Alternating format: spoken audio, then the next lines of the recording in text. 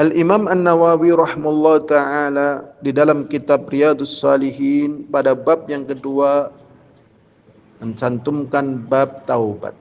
Dan perkara ini adalah perkara yang sangat penting sekali. Setelah pada bab pertama beliau menjelaskan tentang wajibnya ikhlas. Setelah ikhlas maka bertaubatlah kepada Allah dari segala dosa yang dia kerjakan. Apakah itu syirik? Apakah itu bid'ah? Ataukah itu kemaksiatan? Karena semuanya itu adalah perbuatan dosa. Sedangkan syirik yang tertingginya. Berikutnya adalah kebid'ahan. Yang ketiga adalah kemaksiatan. Sedangkan tatkala manusia ingin bertaubat kepada Allah, dia harus memenuhi 3 syarat. Yang pertama adalah ayaklah anil maksiyah. Hendaknya dia segera mencabut diri dari perbuatan maksiat. Yang kedua ayang dama ala fi'li, dia menyesali atas perbuatannya. Sedangkan yang ketiga adalah ayazima alla ya'uda ilaiha abada. Dia bertekad untuk tidak mengulangi untuk selamanya. Dan apabila dari salah satu di antara 3 syarat ini hilang, maka tobatnya tidak sah.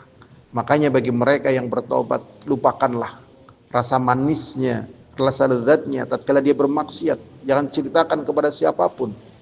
Kemudian apabila bergandengan dengan manusia, maka syarat yang keempat adalah dia minta maaf, atau dia mengembalikan apa yang dia curi misalnya, atau dia mengembalikan reputasi orang yang dia jatuhkan wibawa dan kebaikannya. Ini menunjukkan bahwasanya berbuat dosa kepada manusia jauh lebih berat.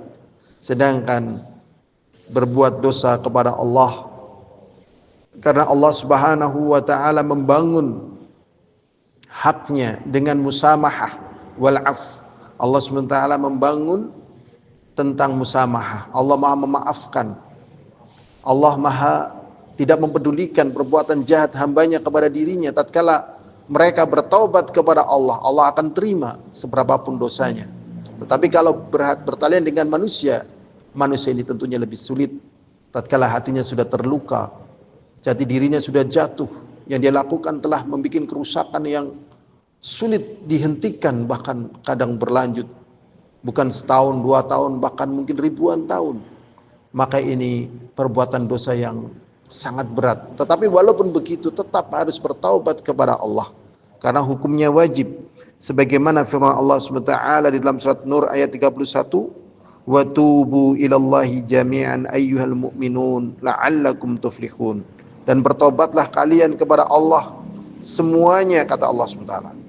Wahai kaum mukminin, semoga kalian beruntung. Jadi memang jalan keberuntungan, jalan kebahagiaan bagi seorang mukmin adalah dengan bertaubat kepada Allah SWT.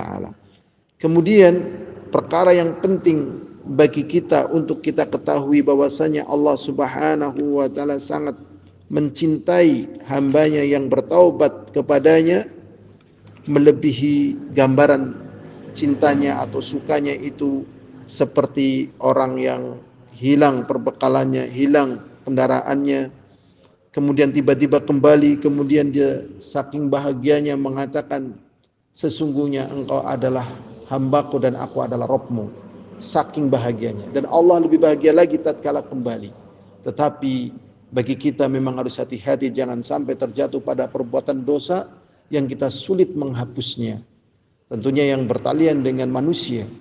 Adapun yang bertalian dengan Allah, senantiasa kita menjaga tauhid dan menjaga ikhlas, menjaga sunnah. Maka yang demikian ini semoga menjadi bentuk penjagaan Allah kepada kita supaya tidak terjatuh kepada perkara dosa. Kemudian ada hal lagi yang diingatkan oleh Rasulullah SAW yang bertalian dengan taubat ini, sebagaimana dalam hadis Abdullah ibn Abbas dan juga Anas bin Malik, semoga Allah meridainya mereka. Meridai mereka, sesungguhnya Rasulullah SAW mengatakan, jikalau bagi anak manusia ada 1 lembah dari emas, maka dia ingin memiliki 2 lembah dari emas. 1 lembah dari emas, suatu perkara yang besar. Walaupun sudah sangat besar, yang namanya manusia tidak akan pernah puas, ingin menambah lagi sampai akhirnya mati. Walayamli ufahu illa turab, dan tidak akan bisa mengenyangkan mulutnya saking rakusnya kecuali tanah. Tetapi bagaimana?